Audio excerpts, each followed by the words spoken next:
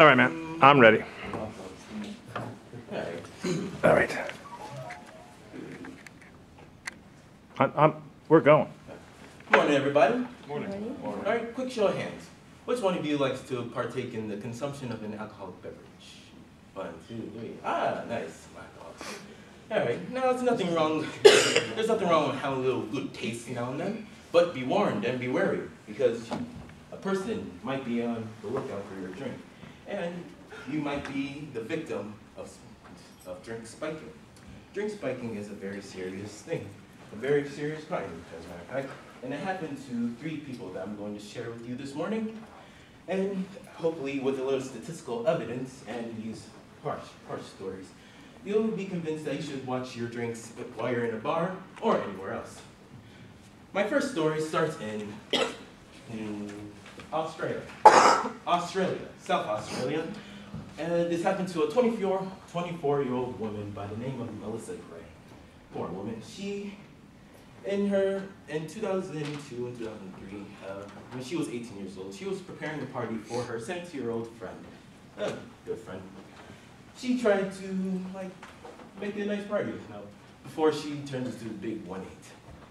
During the party, everything was going. It was a full swing, but this woman was getting a little tipsy.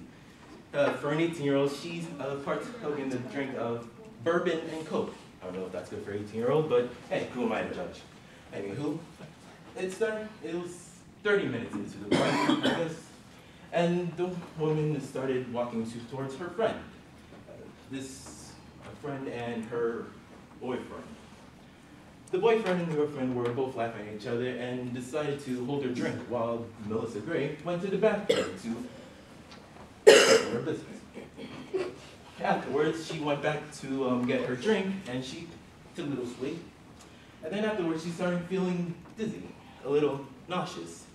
And this Bonnie and Clyde told her that they spiked her drink.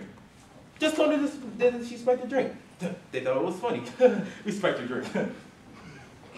Why? Why, I ask you? But this put her into a deep depression, a very deep depression. It took her a while before she could drink again. Sad story. And here's some even more sad stories in the form of statistics. Did you know that in between 2002 and 2003, 3,000 to 4,000 people in South Australia had incidents of drink spiking? And 4 out of 5 of those incidents were women. But that leaves 1 out of the 5 to be men. That's right, men, you're not safe. And my next story proves that. It was a series of crimes that involved jewels. This jewel, to be exact, a Rolex watch. It happened in 4 cases. It happened to two men. Oops, sorry. It happened to 2 men who were in the bar drinking, having a good time, and this very questionable woman came up to them and spiked the drink. They woke up unconscious with their $30,000 watch gone. Gone. In another case, there was a man who lost their $10,000 gold watch and a $6,000 ring.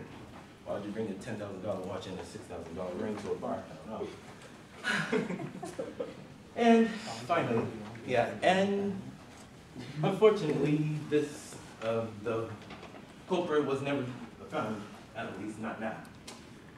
But what got me about this story was the detective, Paul Lacardo of Michigan, described the woman as 5'8", 175 to 180 pounds, about yay high.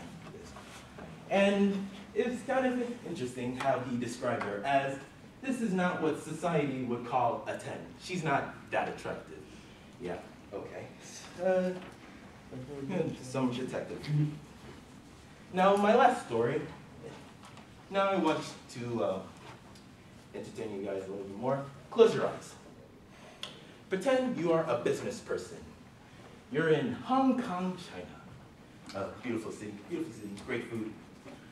But you're not in the beautiful part. You're in the sleazy, gangster-filled hooker-infested Wan Chai district.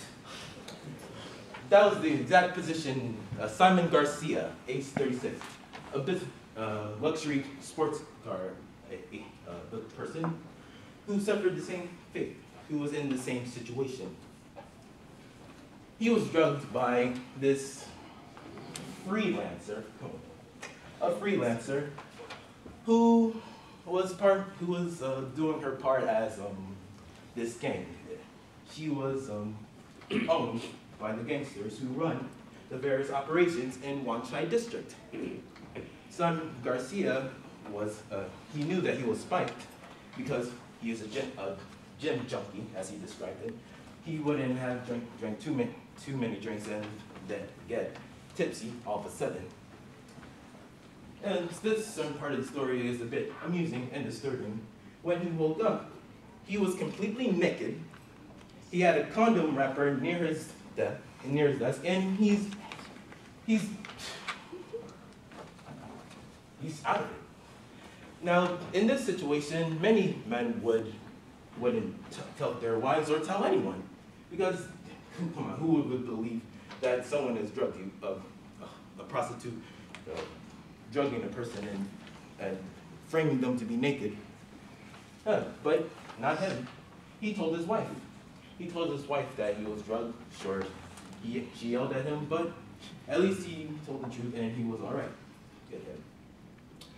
Now, at the end of the story, a particular woman by the name of Kim, she told the reporter that, sure, it's sad that some of these men were abused, raped probably, and also drugged.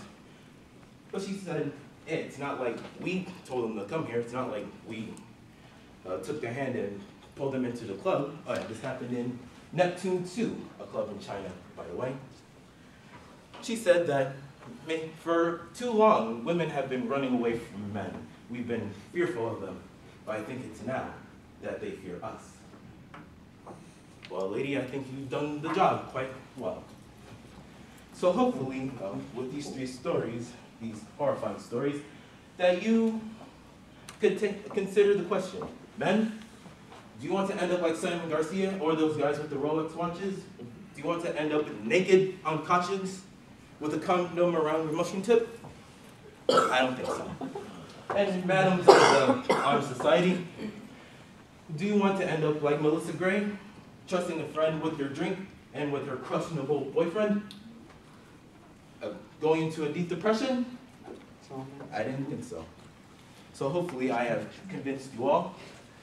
And that is it. Thank you. Thank you, Greg.